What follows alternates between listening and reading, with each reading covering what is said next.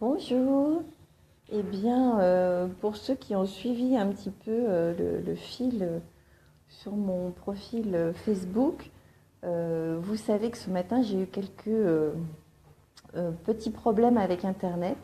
Je ne sais pas en réalité si ça fonctionne mieux cet après-midi, mais je tente l'aventure quand même, toujours avec les bruits de fond des tractopelles et tout ça voilà, parce qu'il y a des travaux sur le terrain tout en bas. C'est comme ça. Oh, hello Nathalie. Alors les tractopelles sont en bas de chez moi, hein. Je ne sais pas s'ils font le tour du village, mais pour l'instant, ils sont là, hein. Oh, bon, bref. Et donc du coup, je tente cette vidéo en espérant qu'Internet sera plus favorable que ce matin pour vous parler en fait du regard du haut potentiel dans le monde, du regard en fait, j'ai envie de développer le regard par rapport à la perception qu'il peut avoir de l'autre qu'il a en face de lui, c'est-à-dire que très souvent, le haut potentiel, lorsqu'il se trouve en face d'une autre personne, va percevoir au-delà de ce que l'autre peut lui donner comme information. Et il ne le fait pas exprès, hein.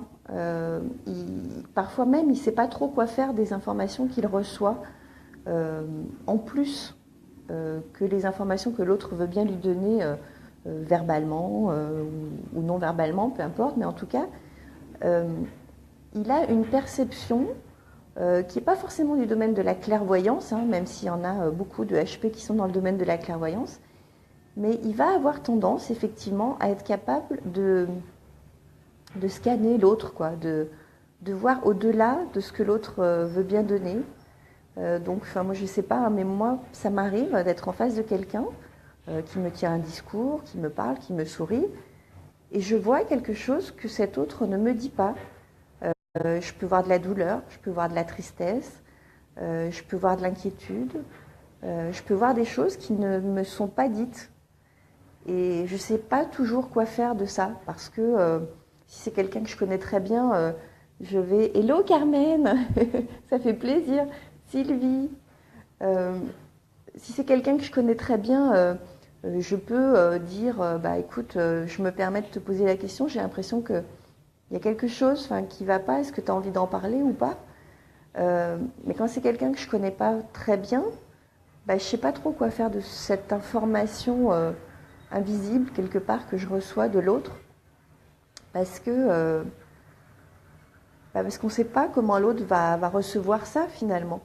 Donc c'est un peu compliqué, mais très souvent le HP a cette capacité effectivement de lecture de l'autre, une lecture assez troublante finalement. Euh, on arrive à voir au-delà de ce que l'autre veut bien nous donner. Alors parfois c'est bien parce que du coup on voit aussi au-delà des apparences.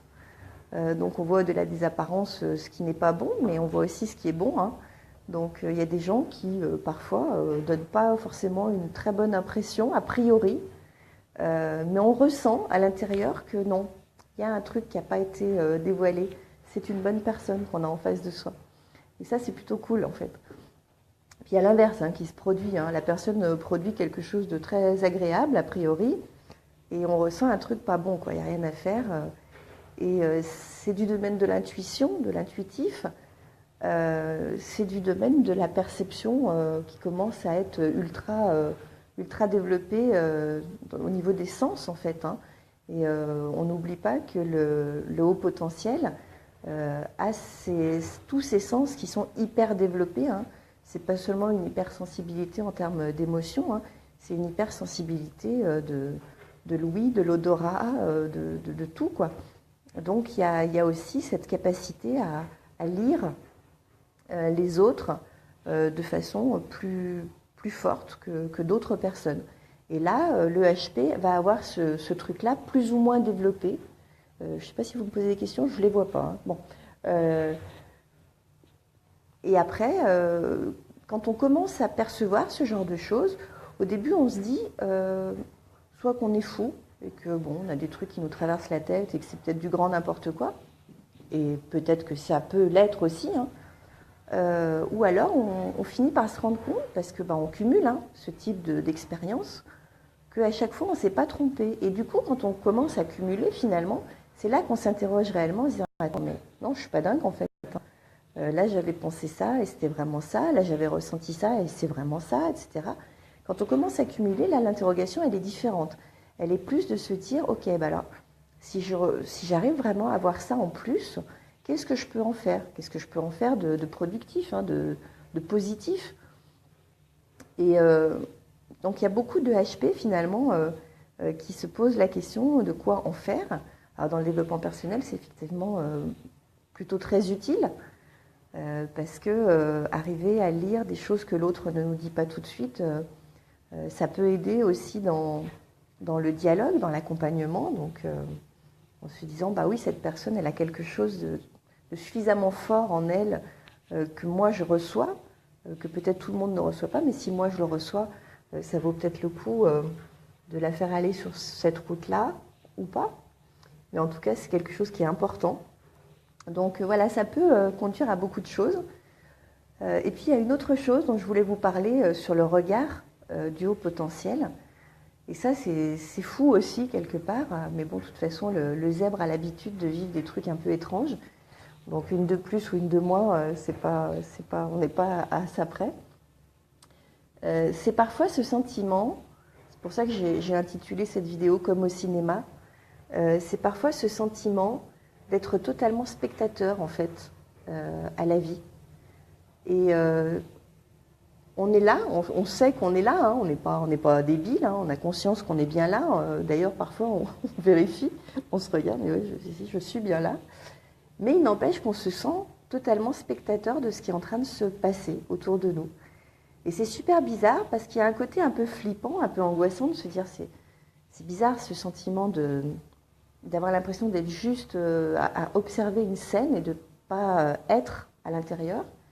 Et à la fois, ça peut être super sympa parce qu'on regarde la situation d'une autre façon, avec un autre regard, avec un autre point de vue, puisqu'on est observateur. Et c'est pas un dédoublement de la personnalité, hein, c'est pas, mais c'est hyper bizarre, quoi. Et c'est un peu comme au cinéma, quoi. Moi, j'ai ce sentiment-là parfois. Je me retrouve entourée de plein de monde.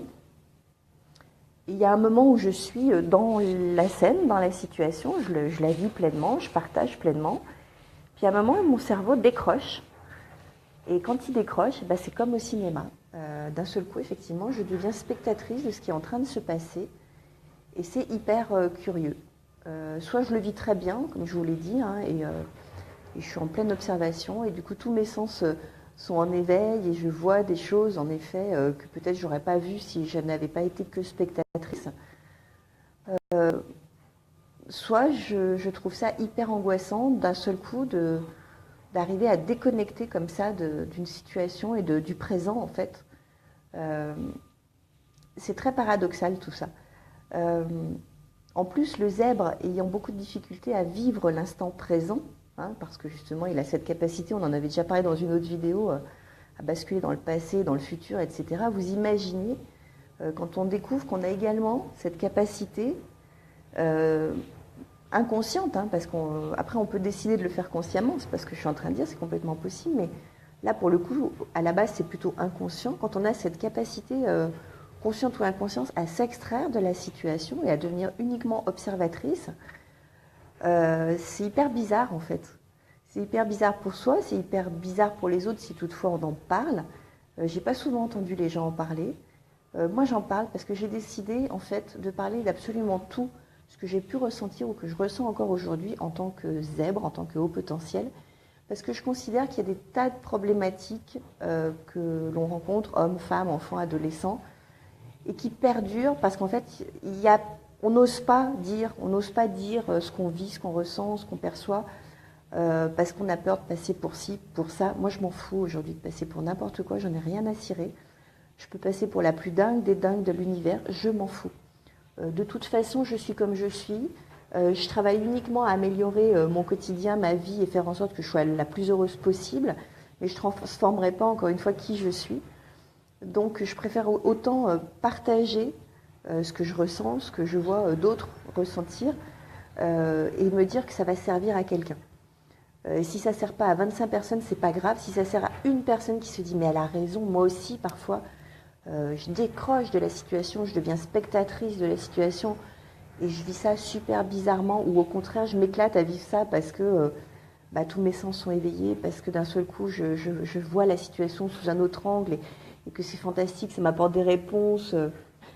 Merci Nat. Des fois je suis pas sûre, hein, mais c'est pas grave. Mais oui, parce que Nathalie m'écrit tu n'es pas dingue, ma Cathy. Je ne suis pas très sûre, mais ça fait plaisir en tout cas de le lire. Et voilà. Et je trouve que c'est important de partager comme ça les choses qu'on ressent, même si on trouve ça un peu fou. Parce qu'en réalité, on n'est jamais tout seul à vivre une situation. C'est pas parce que la moitié de la planète ne vit pas ça qu'il n'y a pas l'autre moitié qui la vit pas. Voilà. Et donc, voilà, pour moi, c'est important de vous partager ça. Si ça vous parle, dites-le moi. Parce que plus on est de fous et plus on rit. Hein. Et puis surtout, c'est comme ça aussi qu'on progresse, qu'on avance sur les problématiques, qui sont des problématiques ou pas, parce qu'encore une fois, c'est toujours la même chose. Hein. Quand il y a une situation telle que je vous la décris, on peut le vivre comme une problématique, parce que ça nous angoisse d'un seul coup de décrocher comme ça, de bugger sur un truc, mais on peut aussi considérer que ce n'est pas un problème, hein, que ça fait partie de soi, et que finalement, ça nous permet aussi de couper, parfois, avec des situations où on n'est pas forcément bien, où on n'avait pas forcément envie d'être. Donc voilà, de toute façon, il y a du positif dans tout ce qu'on vit, même dans les choses qui nous semblent étranges, bizarres, voilà. Et voilà. Bref, je crois que j'ai fait le tour de ce que je voulais vous dire. On pourrait approfondir hein, sur la clairvoyance, la clairaudience, enfin, la clairsentience, c'est-à-dire cette intuition développée à la puissance XXL qu'ont beaucoup de hauts potentiels et que du coup ils développent encore davantage hein, quand ils découvrent ça, quand ils se rendent compte qu'ils peuvent le maîtriser finalement et que ça peut leur apporter quelque chose. Ça serait vraiment intéressant qu'on parle que de ça à un moment donné, parce que je connais pas mal effectivement de hauts potentiels qui ont ces dons, entre guillemets. Je ne sais pas si ce sont des dons ou si c'est simplement des gens qui ont une intuition dont ils ont été à l'écoute en fait. Voilà. Parfois je me dis que cette intuition-là, on l'a tous, au potentiel ou pas hein, d'ailleurs, mais que simplement on a tendance à zapper parce qu'on vit dans un monde tellement rationnel que dès que ça commence à devenir un peu perché, on fuit tout ça. On a peur que ça nous éloigne de la vraie vie, alors que parfois ça peut au contraire nous éviter de faire des bêtises parce que c'est des choses qu'on a ressenties ou qu'on n'a pas ressenties justement. Et ça vaut le coup d'être à l'écoute de soi aussi parfois. Voilà. Je vous laisse. Je vous propose qu'on se retrouve demain pour une autre vidéo. Je ne suis pas certaine de l'heure à laquelle je ferai cette vidéo demain parce que si je ne me trompe, demain c'est mercredi. Mercredi, j'ai ma petite princesse avec moi et en plus j'ai un programme plutôt chargé. Donc je ne sais pas. Si on ne se voit pas demain, on se verra jeudi de toutes les façons, ça par contre c'est sûr. Voilà. Je vous embrasse, passez une belle journée. Il y a le soleil qui est arrivé là, je vais vous montrer mon tractopelle là qui m'énerve. Attends, tu vas voir. Regarde, attends voir. C'est lui le coupable. Attends, est-ce qu'on le voit là?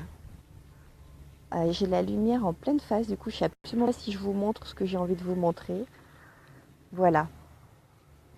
C'est lui le responsable du bruit. Et puis il y a le soleil quand même. Hein. Ça c'est beau par contre. Voilà. Je vous laisse avec ce grand et beau soleil qui est juste parfait. Des gros bisous. Merci d'avoir été là. Et oh, hello Claire. Ça fait plaisir de te savoir là, en bonne santé. Quel plaisir. Quel plaisir. Je vous embrasse tous très fort et je vous dis donc peut-être pas à demain, mais à jeudi sûr. Gros bisous.